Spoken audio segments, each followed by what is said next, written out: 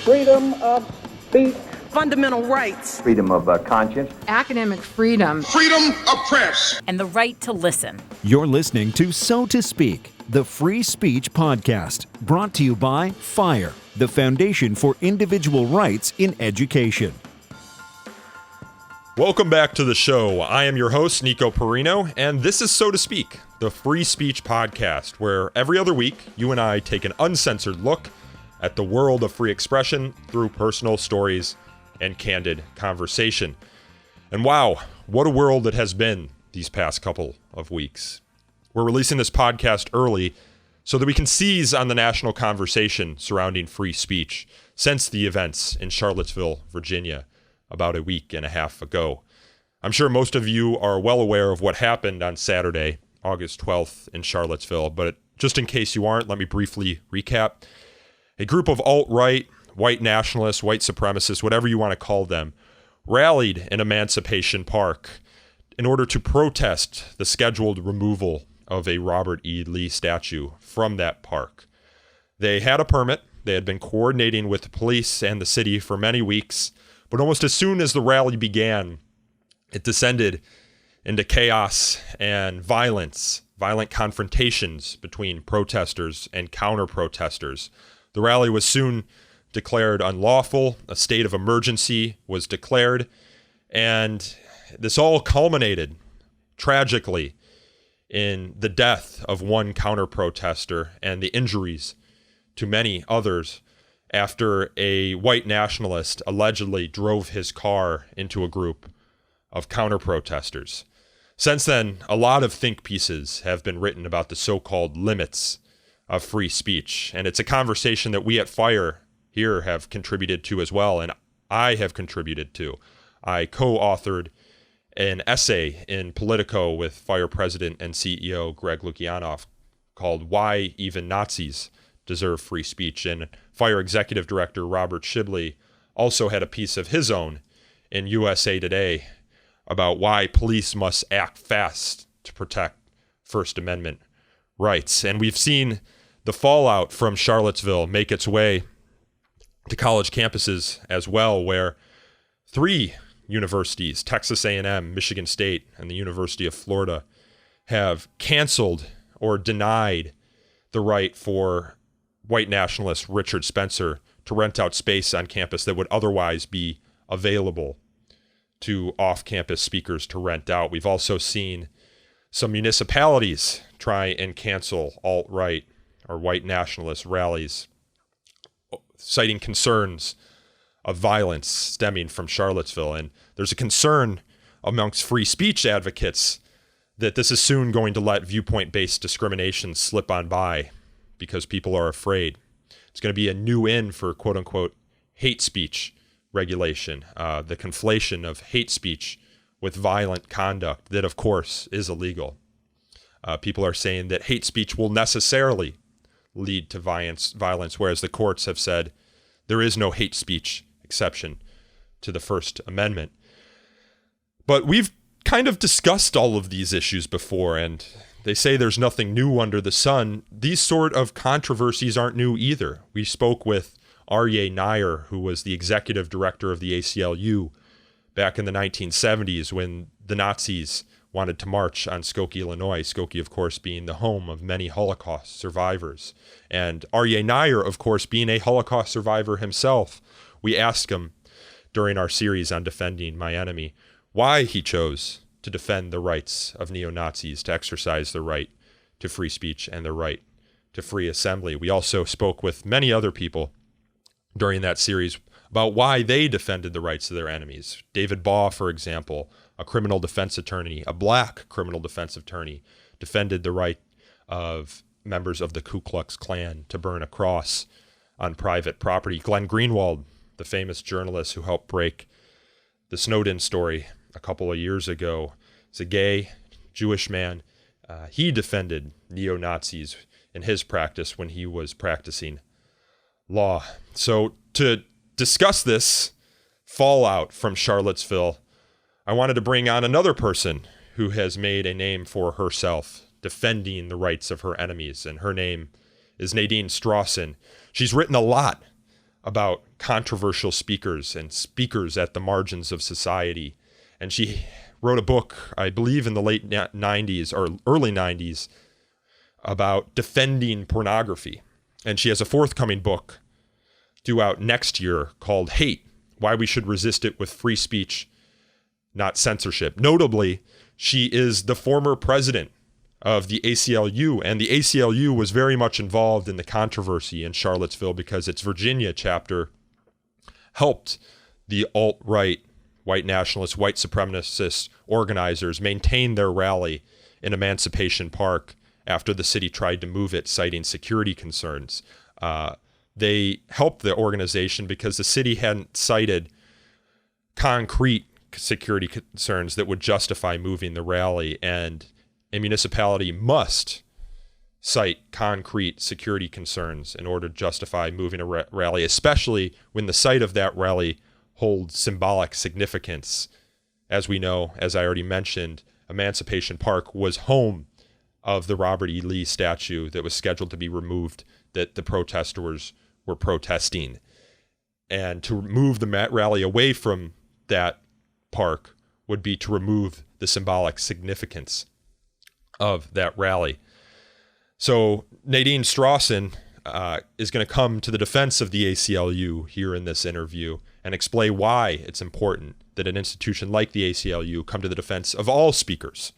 She was the president of the American Civil Liberties Union from 1991 to 2008, and she was the first ever woman to head that organization. She is currently a professor of law at New York Law School, and since leaving her presidentship at the ACLU, she has maintained a vigorous speaking schedule. You can probably see her at many free speech events or on many free speech panels.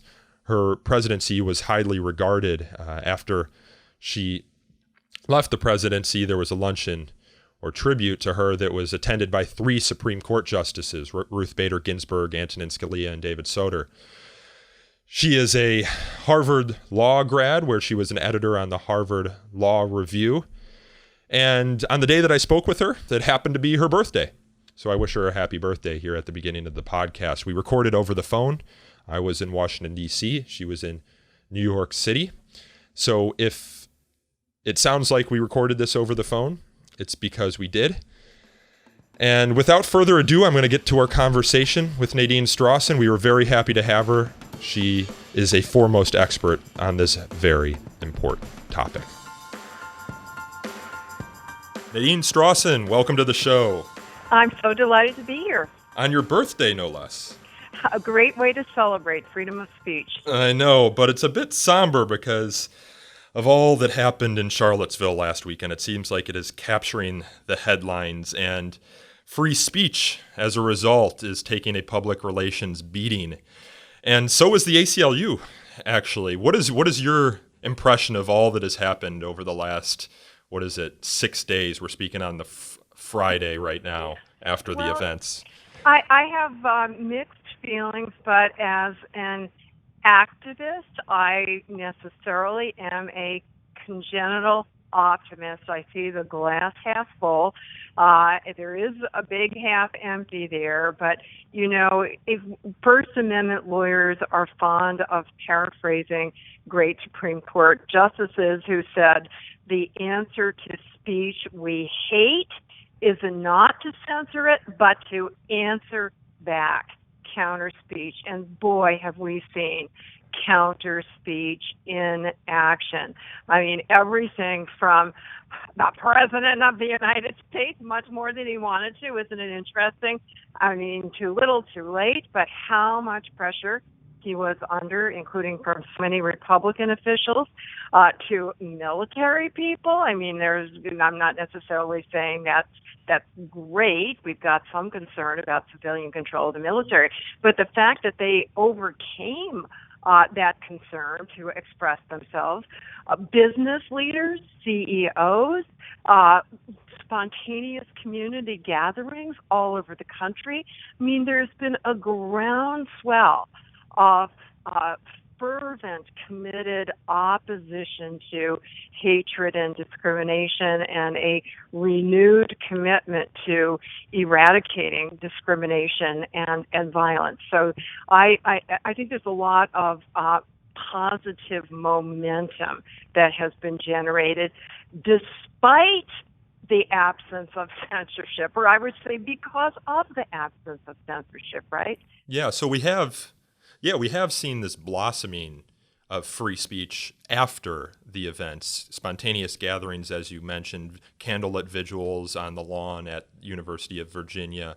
But we have seen some people attack free speech principles as if those principles were responsible for the violence that happened in Charlottesville. I'm looking right now at an op-ed in the New York Times, the title reading, "The ACLU needs to rethink free speech." And that is prompted, of course, by the ACLU's long tradition of not discriminating based on viewpoint on behalf of the people whose rights it seeks to defend.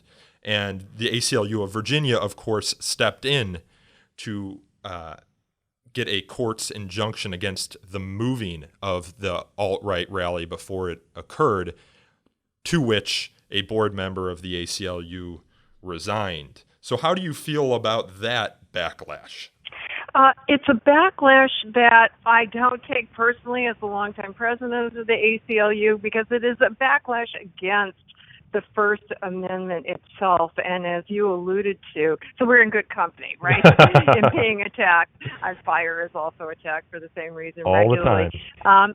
But what is at stake is what you alluded to, and the Supreme Court has called it the bedrock principle of our freedom of speech. Lawyers generally refer to it as viewpoint neutrality or content neutrality. Above all else, the free speech guarantee means that government may not censor or punish any speech because of dislike, disgust, detestation of the message, no matter how deeply the message is reviled and how widely it is reviled. That is not a justification in a democracy where we, the people, make our own choices about what ideas we listen to or don't listen to, express or don't express, accept or reject or respond to. And that's an essential principle not only for individual liberty, the freedom of the speaker to speak, the freedom of the listener to listen or not, but in a democracy, we, the people, have the power to make these decisions. Government may not disempower our democratic discourse and debate about these vital public policy issues surrounding race and historic monuments and many major public issues, history. Government may not take those decisions away from us. Well, the argument being made here in this op-ed in the New York Times, the ACLU needs to rethink free speech, is that speech on behalf of marginalized communities or within marginalized communities is inherently unequal to speech by not engaged in by non-marginalized communities. It says the ACLU's decision to offer legal support to a right-wing cause than a left-wing cause won't make the speech equal. Rather, it perpetuates a misguided theory that all radical views are equal, and it fuels right-wing free speech hypocrisy. Perhaps most painful, it continues, it also redistributes some of the substantial funds the organization has received to fight white supremacy toward defending that cause.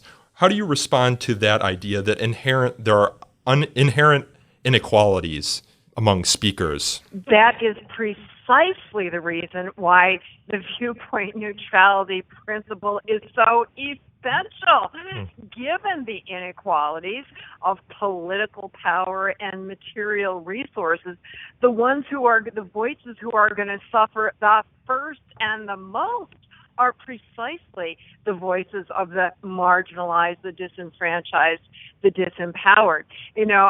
I read some of the comments to that op-ed in the New York Times yesterday. It had over 2,000 as of this morning. And the ones that I saw were overwhelmingly supportive of the ACLU, including some people who said, "Thank you for telling me that is mutually defending free speech and opposing government censorship. I'm going to join, or I'm going to increase my contribution." But the ones that I liked the most were the ones that were saying, "So you're complaining about a government that can't distinguish pro-racist speech from anti-racist speech, and you want to get to that government power to censor ideas that it dislikes."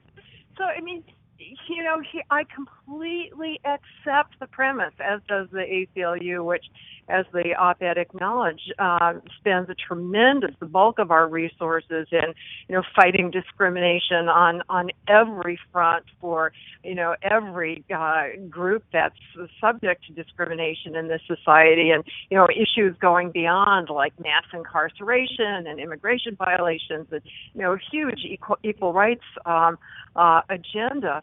But it is precisely in order to, precisely because there is so much ongoing discrimination, including systemic discrimination in the criminal justice system, in the civil justice system, implicit unconscious bias on the part of individuals. The last thing we want to do is hand over to a discriminatory power system and justice system the power to pick and choose whose ideas to approve and whose ideas to censor. And it's, so the very theoretical premise that underlies the argument, to me, is its best refutation. And then we can look to history. The history starting with the abolitionist movement, the civil rights movement, the women's rights movement, the LGBT rights movement. Every single one of those movements critically depended on the most robust freedom of speech that extended to ideas that were detested and disturbing and feared by the powers that be. And, that's why Martin Luther King wrote his historic letter from a Birmingham jail, by the way. Yeah, well, the critics of the ACLU here seem to fall into two camps. One camp being those who aren't familiar with the ACLU's history and are sort of taken aback to hear stories about one of its chapters defending the right of assembly for a white supremacist group. And then there are others who are familiar with that history but believe that the ACLU should change its position. The board member of the ACLU of Virginia, for example, who resigned, said what's legal and what's right are sometimes different, and the organization can't facilitate Nazis murdering people. Oh, yes. So here is a critical distinction and a basic free speech principle. It should go without saying, but apparently not. There is a critical material, legal, and constitutional distinction between vile words, which are constitutionally protected, and violent conduct, which is not constitutionally protected and is completely illegal. So if, but only if, speech directly causes imminent violent conduct and intentionally does so, then government may suppress the speech. But again, to go back to these great Supreme Court opinions from early in the 20th century, great opinions by Justices Oliver Wendell Holmes and Louis Brandeis, which were accepted in, at the height of the civil rights movement by the Warren Court, when the people who were being censored were mostly civil rights protesters, but occasionally some, KKK and right-wingers, but the same principles apply, that government may suppress speech only in an emergency when necessary to prevent violence or some other harmful, illegal conduct.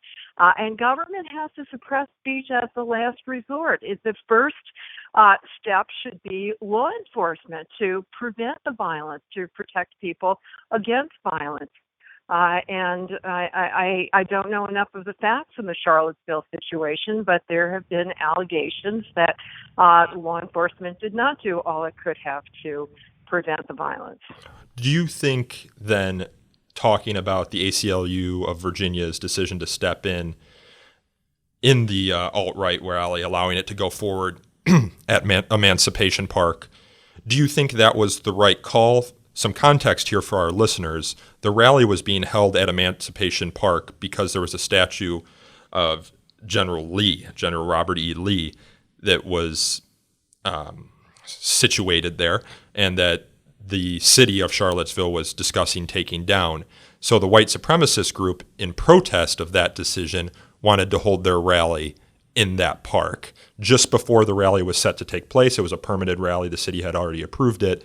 The city decided, citing security concerns, to move it to a park 1 mile away. The ACLU of Virginia and the Rutherford Institute filed suit, and then a Judge Glenn E. Conrad, said that he granted the injunction because testimony indicated that the organizer could successfully prove that the city revoked his original permit based on his ideas. Do you think the ACLU of Virginia got it right there?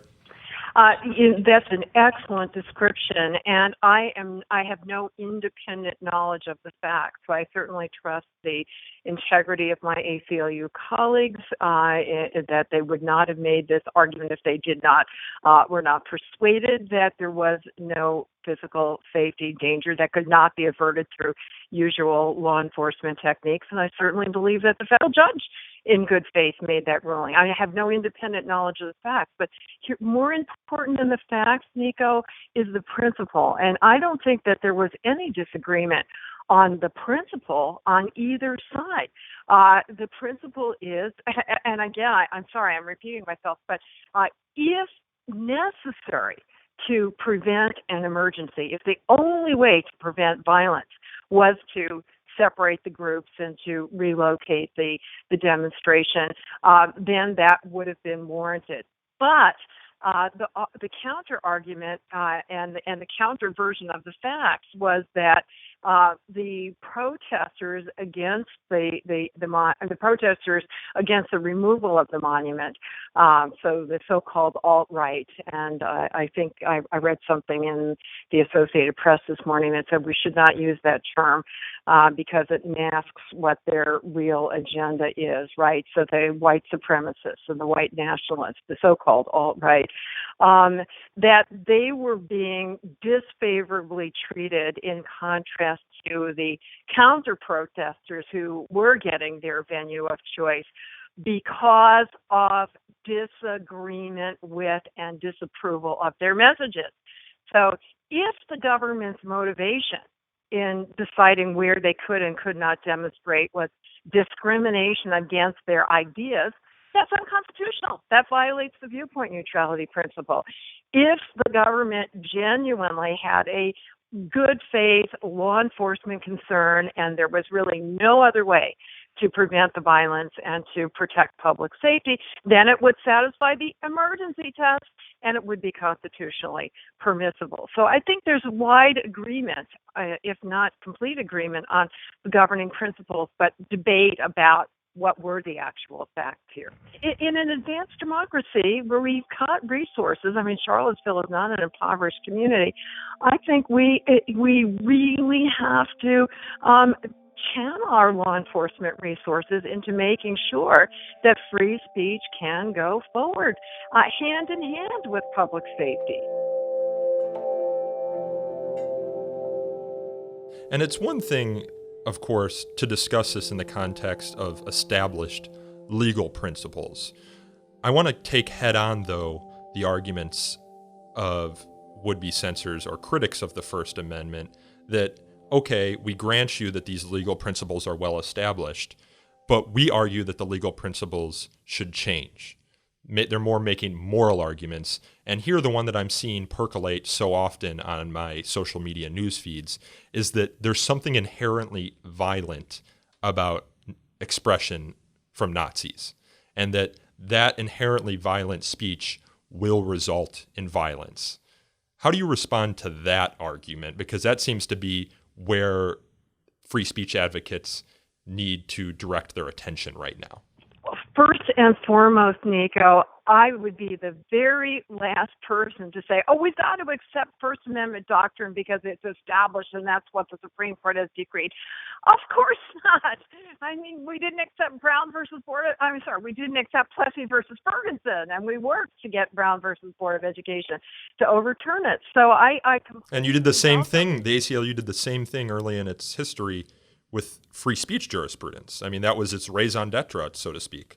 Exactly. So, I welcome the opportunity to explain why, on rethinking and revisiting, as somebody who is passionately committed to equality and to societal peace and justice. And by the way, I should interject, I really do have personal skin in this game. My father is a Holocaust survivor who was liberated from the Buchenwald concentration camp by American troops one day before he was scheduled to be sterilized.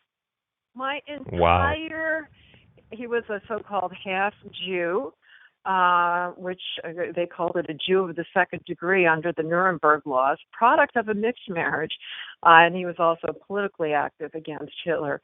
So I literally owe my entire existence to the defeat of Nazism. By the way, defining what is Nazi speech is not so easy. This morning I saw on one of my favorite websites called onlinecensorship.org that in the wake of the Charlottesville disaster, one of the videos that was going viral on YouTube was of American troops after defeating the Nazis in World War II, striking down and destroying huge swastika statues. It's very similar to the attacks on the Confederate monuments that we've seen, or the removals of the Confederate monuments in this country, and those were going viral until they were taken down. And now you try to see a video of American troops destroying Nazi swastika monuments, and you get that message that says, we're sorry this has been taken down because it violates our policy on hate speech.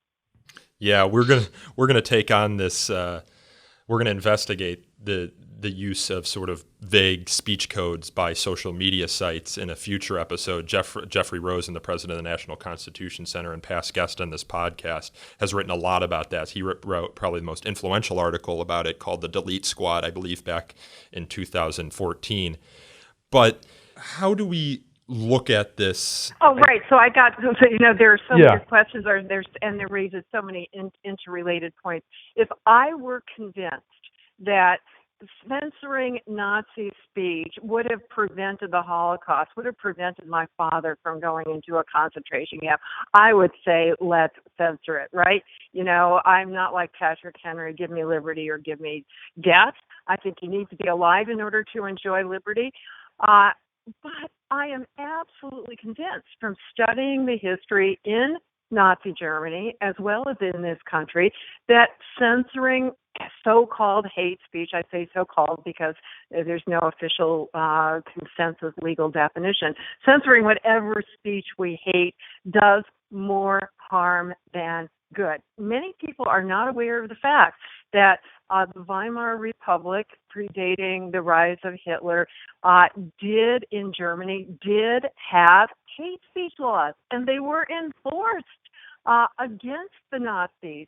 Many of them spent time in prison, and they welcomed these trials. They became big propaganda platforms for them, just the way censorship in this country has operated. I knew people that as recently as January, February had never even heard of Milo. And guess what? When Berkeley and others tried to suppress his speech, suddenly he gets all over the news, and he becomes a free speech martyr, a cause célèbre, and everybody knows him. And he has more of a platform to spread his hateful messages. And this is the flip side of the point I made at the beginning, Nico, which is, if the hatred and the racism and these groups exist, I want to know about it. How are we most effectively, or effectively at all, going to be able to refute their ideas, to organize against their having any influence on public policy, to monitor them, to make sure they don't engage in violence or discrimination. How can we do that if we're, suppressing them and relegating them to the dark corners of the internet? Yeah, you make so many good points there, and a lot of points I want to unpack. The first being the argument toward Nazism, or Godwin's law that exists even in free speech debates. And you and I are both very familiar with Aryeh Neier and his seminal book, Defending My Enemy. And in that book, he presents a very good case why free speech wasn't the cause of the rise of Hitler. He talks, like you just did, about the speech codes that existed in Weimar Germany and how they were used to punish Nazis, and how the Nazis then used that punishment for PR campaigns, turning their jailed comrades into martyrs. He talks about how Bavaria, for example, they banned speeches by Hitler in 1925, and the Nazi Party seized on that ban and put out a campaign that said one alone of 200 billion people of the world is forbidden to speak in Germany. And of course, the ban was soon lifted. Aryeh Neier goes on to talk about how the lesson of Germany in the 1920s is that a free society cannot be established and maintained if it will not act vigorously and forcefully to punish political violence. The implication being there, of course, that it wasn't the speech necessarily that caused the rise of Hitler.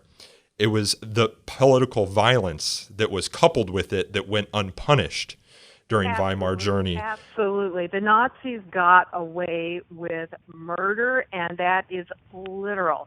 They murdered and otherwise physically assaulted and injured their political opponents, Jews and other minorities. Newspapers. And by the way, if your listeners don't know, Aryeh Neier was the executive director of the ACLU during the famous Skokie trial, and he himself is a Holocaust survivor. He, as a young child, he was born in Berlin, and as a young child, he and his immediate family escaped from Nazi Germany, ultimately ended up in the United States. But his extended family was completely assassinated by the Nazis. And he, everybody knows him rightly and celebrates him as this great free speech champion. The book is wonderful. But he says exactly what I did. He said, if I thought that censoring hate speech or Nazi speech would have prevented the Holocaust, sign me up. I'd be the first one to support it. So it is not only for abstract devotion to freedom of speech, but for an additional reason, because of a very concrete commitment to the sanctity of life and the equal sanctity of life for those of us who have been, or ourselves and our families and ancestors have been persecuted because of hatred on the basis of race, religion, and so forth. We cling to freedom of speech. As minorities, we can never depend on political power. So we have to depend on our right, even as members of minorities, to raise our voices and to be able to do so without being subject to violence. I mean, that's another form of censorship, right?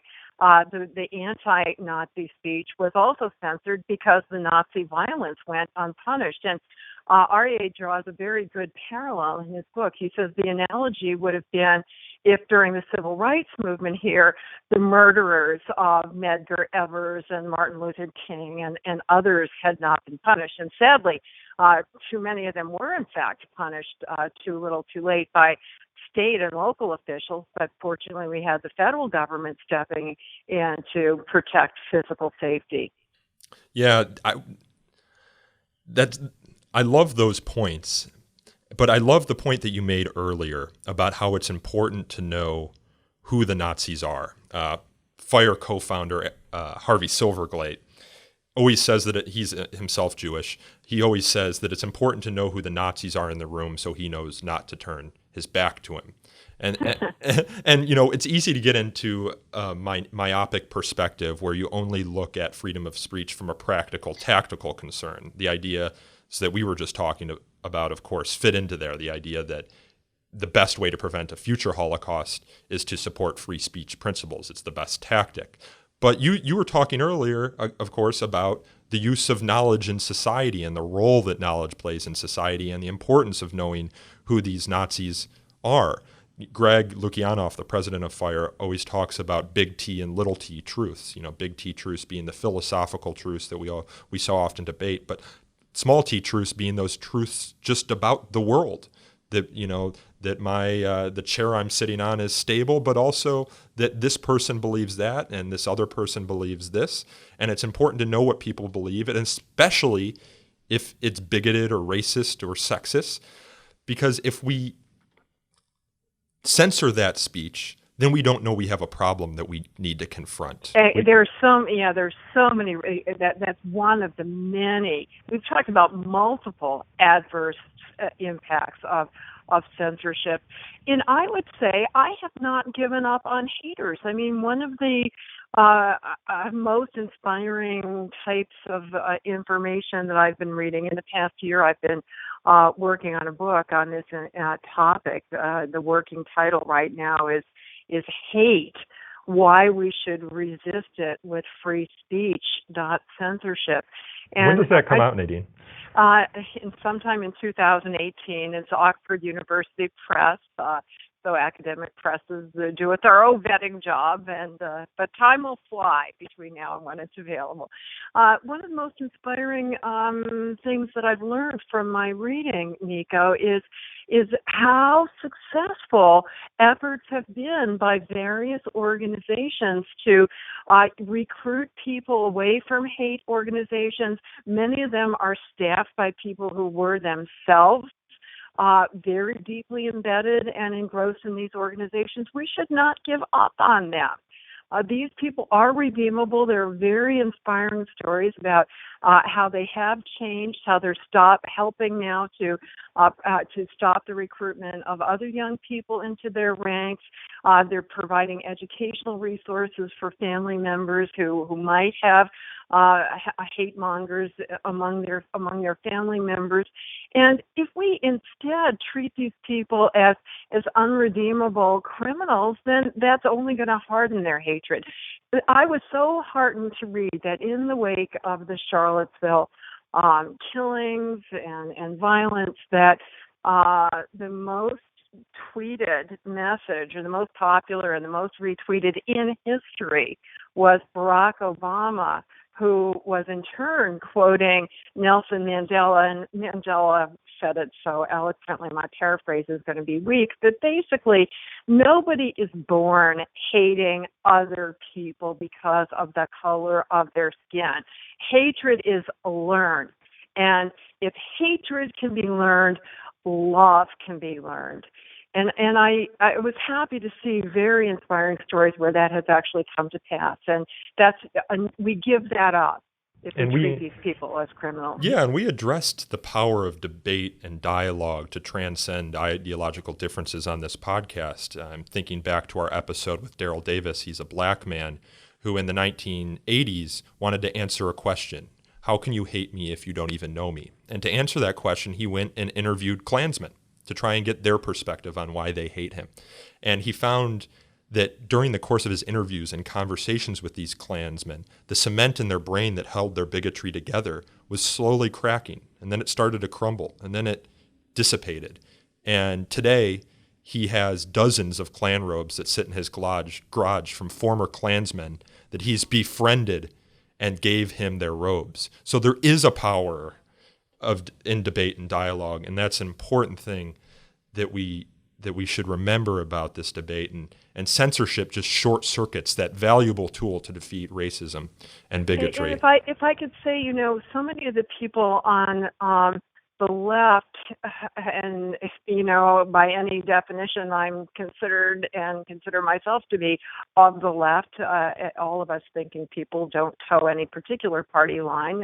We have independent views on many issues, but I generally am in political sync with them, and they and I very strongly criticize criminalization of drugs, criminalization of many social acts that are not good for individuals, that are not good for families, that are not good for society, but we say you shouldn't treat it as a crime. Incarceration is not the right way to go, and it is disproportionately used against members of racial minorities, in particular African American men. So we should be negatively disposed in general toward criminalizing another form of antisocial conduct. I think that, and Barack Obama has been so eloquent on this as well, and heaven knows he's been the target of vitriolic hate speech of many stripes because he's a Muslim, right?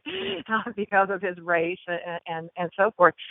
And he is constantly saying counter speech and education is by far the most effective response to the haters themselves, to the disparaged people coming from the disparaged people themselves, to people in the community who might be tempted to be persuaded by, for all of those different audiences and constituencies. It's more empowering, more transforming, a more effective way of combating hatred and discrimination and violence is through more speech, and censorship is counterproductive.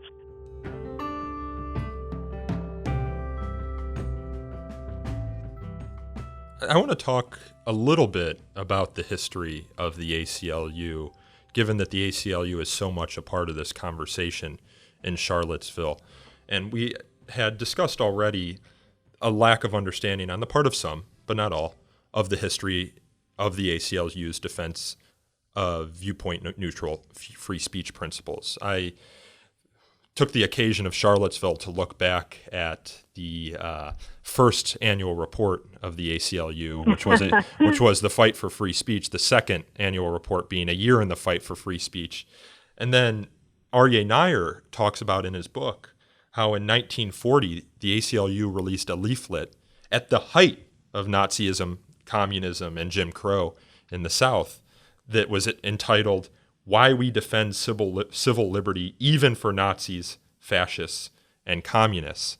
And that defense often throughout the ACLU's history resulted in board resignations or a number of people, I think it was something like 30,000 people in the 1970s during the Skokie case, giving up their ACLU memberships. But the ACLU has always seemed to weather it and has always stuck close to those principles.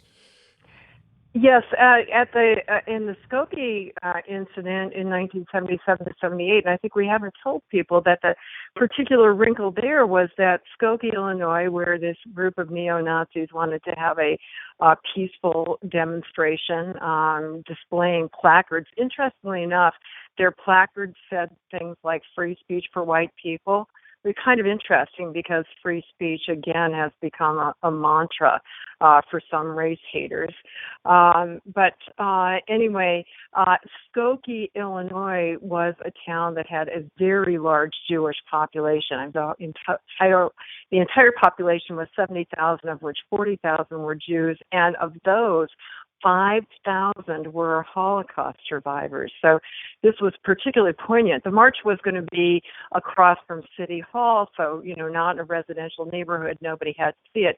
Interestingly enough, the initial response of the town officials and of the established Jewish organizations and leaders was, let them go. Don't give, that was their, the Anti-Defamation League, the American Jewish Committee, the American Jewish Congress. Their strategy was exactly what the Southern Poverty Law Center is advocating now, which is don't give them the attention. Just ignore them. What they want is confrontation. Confrontation either through a legal battle or confrontation on the street. So deny them that platform. But anyway, because of the emotional appeal of some of the Holocaust survivors, Skokie passed these laws to stifle the Nazis, and about 15%. And the ACLU came to the defense of the First Amendment. I really resist saying, because I think it's inaccurate, the ACLU was defending the Nazis or the ACLU was defending Milo or the communists, pick your poison. No, we are defending a principle that redounds to the benefit of everybody, including, by the way, Black Lives Matter protesters, because many people consider them to be a hate group. and to engage in hate speech and hate crimes. But then, despite the resignation of 15% or, a few people, and I don't mean to trivialize it, but they perhaps did not understand what the mission of the ACLU is, and they should not be members. But then we garner other people who say, oh, we understand you really are neutrally defending freedom for everybody, including freedom for the thought that you hate, including freedom for anti-civil liberties principles. We think it's really important, essential to have an organization that does that. And Nico, I have to say something else. I talk about the power of counter speech. It's our right to choose to engage in it or not, as with all speech. But I do feel a moral obligation as somebody who is defending freedom for hate speech. I feel that I have a special moral duty to always denounce the ideas. And that idea is actually in the ACLU policy guide. At the very same policy which says we defend freedom for the thought we hate, also says, but we should be out there, raising our voices to denounce the message that they're using their free speech to purvey. Do you think that poses a challenge for civil liberty advocates, though, opining on the content of speech and not just whether it's protected or not? The struggle we have here at FIRE, and the reason we don't go that next step that the ACLU has, is because we want speakers of all stripes to be able to come to us to vindicate their civil liberties. And the idea being that if we speak negatively about one speaker or another, or opine on one idea or another, one, will be expected to always opine on the content of speech, and two, that those speakers then won't come to us as a civil liberties organization for help. Those are serious concerns, but I would make one important distinction between the ACLU and FIRE, and then make one practical observation. So the important distinction is that your mandate, which is incredibly important, is narrower in scope than the ACLU. That's true. You are, and whereas we're out there to defend all fundamental freedoms for all people. So we are fully as committed to equality values and non-discrimination as we are to freedom of speech. So the distinction is that if the speaker is violating or advocating against the very civil liberties that we are championing, then it behooves us in a way that it's not just randomly picking, I like this idea and I really detest this idea.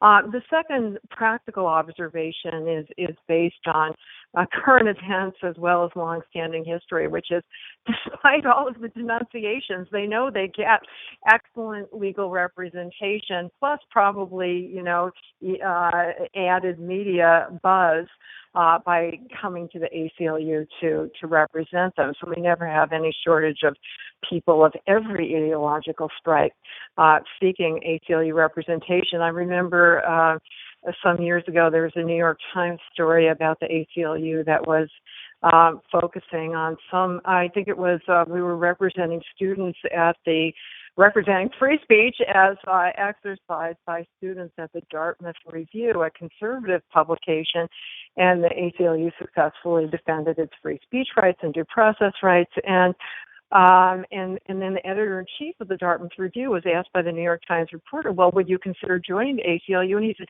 no, are you kidding? They represent communists. So, everybody wants us and I'm sure FIRE has this experience too, to defend their rights, but they hate the fact that we're defending that other person's rights. Well, I always think, and I've learned throughout my career defending free speech rights, that many people, that being a civil liberties advocate takes a certain amount of education, because the censorship instinct, I think Nat Hentoff said, is like the foremost instinct, and sex is the distant second. Throughout history, censorship has been the norm, and it's only recently that free speech has been a fundamental value for us. So, there is that tribal instinct that is inherent in us, and it takes a special sort of person to be able to put their hatred of certain viewpoints aside in order to defend that neutral principle. And it takes a certain amount of education to understand the tactical importance of that. There was a tweet that was going around on Twitter, a Twitter poll, so to speak, where a person asked, who do you think is more likely to get censored under a regime that censors, that has the tools to censor hateful speech? Black Lives Matter or white supremacists? Mm-hmm. And I think, at least under knowing the current administration, and it could change under future administrations, Black Lives Matter is more likely to be enforced against using a hate speech code in the United States today than a white supremacist group. So we need to be careful of that. And we also need to just, of course, be careful of who we're calling Nazis and how vague that term or any term that you would use to undergird a hate speech code would be. There was another interesting tweet that was going around that said, if you're going to call for censoring Nazis, you should be careful to not in your second breath call everyone a Nazi. Mm-hmm. So it's a difficult instinct or difficult process to come to terms with this counterintuitive or radically I completely agree with that, idea Nico. of free speech.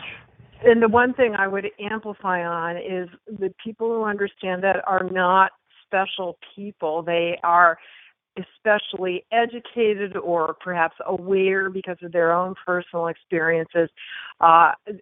So many people I know who have been subject to censorship themselves because somebody finds their cherished idea to be detestable in a particular community. Suddenly it's like a light bulb going off. In fact, the ACLU would periodically get letters of people saying, because I was supporting affirmative action, I was on my campus, I was shut down, and now I understand why government shouldn't have power to pick and choose. And so that's why what you're doing through these podcasts and other educational outreach is so important. It's why I'm writing my book, because one of the things that public opinion surveys show, or public just surveys of people's knowledge, is most people don't even know what the First Amendment is about.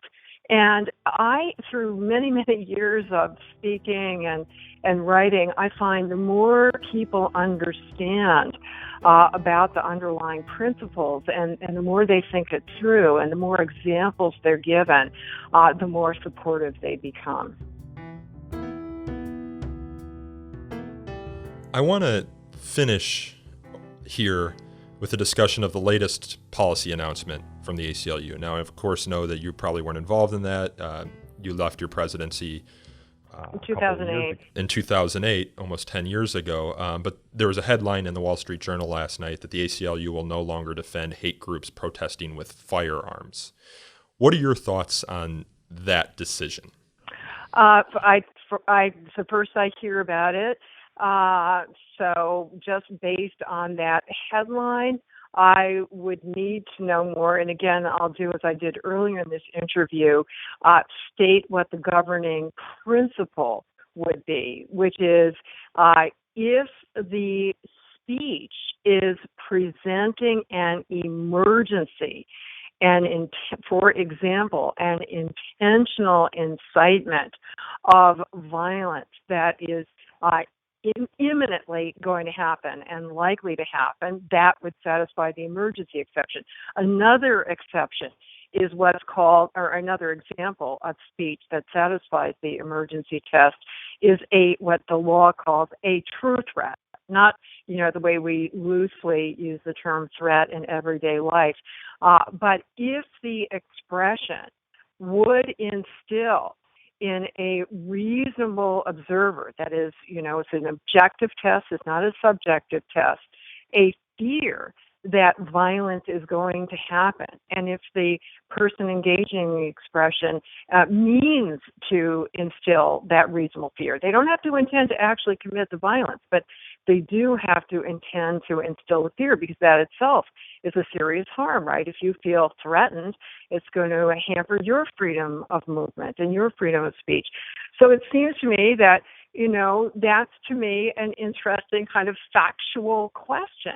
If somebody brandishing a firearm, instilling a reasonable fear, I have to say I would feel afraid I don't think I would counter demonstrate against somebody who's armed with a weapon. So that would be violating my freedom of speech. So that's the principle. And I need to know more details to know whether the policy and the facts accord with that principle. Yeah, I'm not going to put you on the spot here to either defend or criticize the latest ACLU policy. So I'd be curious. Do you agree with me on the principle and that could satisfy the definition of the appropriate standard for a true threat? I think it would require a very careful factual analysis. I'm thinking back to Virginia v. Black, of course, where that involved. So a lot of the arguments that I've seen against protesters with firearms, or at least giving them First Amendment protection, is that the carrying of a firearm is prima facie intimidation, regardless of the intent of actually carrying the firearm. And Virginia v. Black, of course, said that burning a cross can't be prima facie evidence of intent you to have to, intimidate. I completely, and the ACLU was handling that case. Of course. We were making that argument that the genuine threat concept is appropriately very fact specific. So even in Virginia v. Black, I think that case itself involved two different factual situations of cross burning, and each one had to be analyzed differently, looking at all the facts and circumstances and how would a reasonable person feel. So I think we both agree on the principles and that we need to know more facts. Yeah, and there's also a unique tension. Whatever you or anyone else thinks about the Second Amendment and how the courts have interpreted that, in Virginia there is a statutory right to open carry firearms. Exactly. And the court has recognized a constitutional right to own firearms, not necessarily a constitutional right to carry them. So the First Amendment is in tension there with statutory and perhaps constitutional concerns, and the issue for any court is how to grapple with the First Amendment's tension with those. Notice the difference between people who say, you were asking some questions about this earlier, Nico, that words can cause violence. Yes, but it's a much more attenuated, indirect chain than a person carrying a firearm. And even there, I understand, I know the NRA and other advocates of gun owners' rights say, guns don't kill, people kill. But people can kill much more directly through guns than they can through words. Yeah. So it's an interesting question, and I think one that's going to play out more and more. I think a important point to note about this Charlottesville case is that the guns were never actually used. I heard reports that they were brandished and used as threats, and that would probably be unlawful if it wasn't in self-defense. So it'll be interesting to see how this all plays out. This is new and novel. The Nazis never ended up marching on Skokie, so we never got to see how violence or guns played into the calculus there after the fact. And it's so interesting because I was just rereading those Skokie decisions in light of current events, and I was amazed to see that the parade permit that they sought was for a parade that would last 20 to 30 minutes. And they estimated that, and I'm sure it was a wildly exaggerated estimate, that there would be 30 to 50 Nazis marching. And that would have been just invisible if it had not been for the effort to censor them, which gained them worldwide publicity, literally worldwide publicity for 2 years. Yeah, I'm partial to agree with you and the Southern Poverty Law Center here that giving these Nazis so much attention creates the Streisand effect where the message gets amplified. I saw reports that said there were more reporters in Charlottesville than there were actual Nazis, and that those Nazis that were there, the neo-Nazis, white supremacists, white nationalists, alt-right, whatever you want to call them, had to fly in from all across the country. If you look at some of the names of the people that were doxxed and where they came from, and also the killer who mowed down a bunch of peaceful counter-protesters, they all came from different states. I mean, if this is the best that they can do, the most they can garner from a national rally, then my hope is that we would just ignore them, and that the counter demonstrators will continue to speak out against this hate in other ways. In other ways, and since FIRE focuses on campuses, I assume you've seen the Southern Poverty Law Center just issued a guidance to campus and to students in particular what to do if white supremacists are coming to your campus, because they're making a big effort to recruit on college campuses. And they have many constructive suggestions of what students and other concerned community members could do that is not confrontational, but it's an affirmative way of defeating the message of the haters, and more affirmatively, promoting equality and diversity and inclusion. And more affirmatively, not censoring their message as well. Mm-hmm, mm-hmm. They make very explicit there the rights guaranteed under the First Amendment. So yeah, I have seen that guide, and I would encourage all of our listeners to check it out. I haven't read it super closely, but from what I did see, it seemed to be a very positive contribution to the conversation. Nadine, I want to close up here by getting your general thoughts about where the state of free speech is in the court of public opinion, or if you could anthropomorphize free speech as a person, how is that person standing up right now to the onslaught of criticism that has come after Charlottesville? I would say I'm not a medical expert, so my terminology is not going to be great. But as I've given my rudimentary medical knowledge, I would say it's like having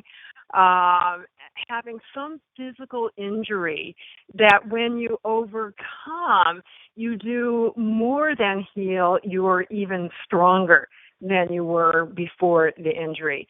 That's a metaphor that occurs to me. Well, Nicholas Nassim Taleb wrote a book called Anti-Fragile, where he makes that exact point. It's there's some ideas and there's some things that are like bones. When they receive more stress, they grow stronger.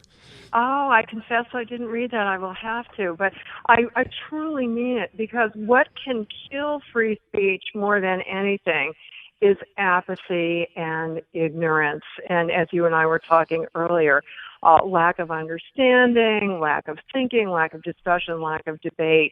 So I see this as a teachable moment for those of us who passionately believe that free speech is the only effective way to counter racism and hatred of every sort. We're being given a golden opportunity to make that case.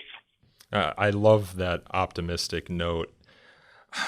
I'm having a hard time saying I'm as optimistic, maybe because we're in the immediate fallout of what happened in Charlottesville, and I'm very tied into social media because of my job. I'm older than you have more perspective than I do. Skokie, it's also, I've got a historic basis for optimism. Yeah, Greg and I are working on an op-ed. Greg Lukianoff and I are working on an op-ed. An optimism ed. Yeah.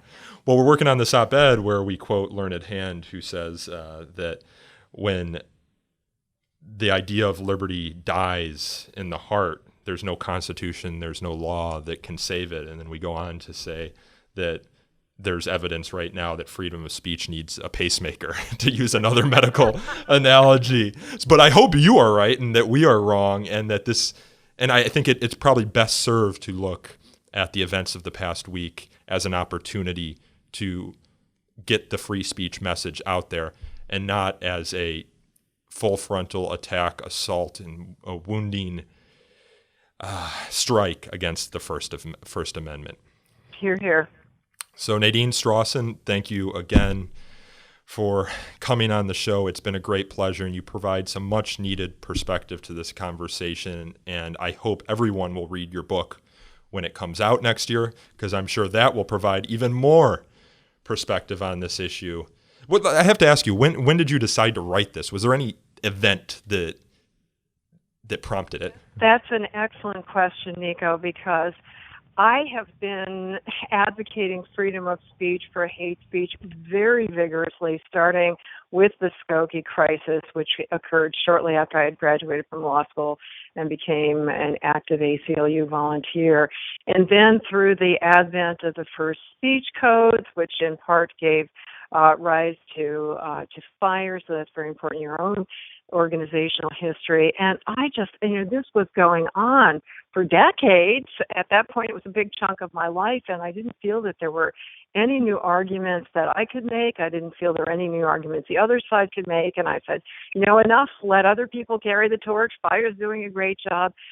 But then about 2 years ago, probably in the wake of the Ferguson and the demonstrations at the University of Missouri, where I was on the one hand as a student activist myself on behalf of racial and social justice. On the one hand, I was so heartened by the rise of activism on campus for those causes, but so disheartened that so many of the students and faculty members and others saw free speech as an enemy, not an ally. And then I thought, despite everything I and other people have said and argued and written and declaimed, we clearly have not been persuasive enough. We have not been effective enough educators, so let me try again to make the case more persuasively than I have made it in the past. And I have to say, in the process of writing the book and thinking about it, I have made more persuasive arguments to myself. And also, the intervening developments have been very eye-opening, because in the interim, we have European countries and Australia and Canada and New Zealand and South Africa, many advanced democracies implementing hate speech laws, and the consequences have been catastrophic for equality causes as well as for freedom of speech. So there's a lot of empirical evidence in there bolstering, the more theoretical, logical arguments that you and I were, and historical arguments that you and I were exchanging, that if you care about equal rights and ending violence and discrimination and intergroup hatred, censorship is not the way to go. Well, I think that's a great place to end there, Nadine. I encourage everyone to check out your book when it comes out next year. And in the meantime, keep up the fantastic work. I appreciate you joining with me today. And hopefully we won't have to have this conversation next week, because there's some new free speech flashpoint.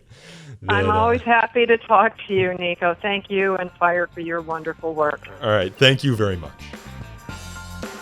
That was former ACLU president and New York law professor Nadine Strossen. Her book, due out next year, is called Hate: Why We Should Resist It with Free Speech, Not Censorship.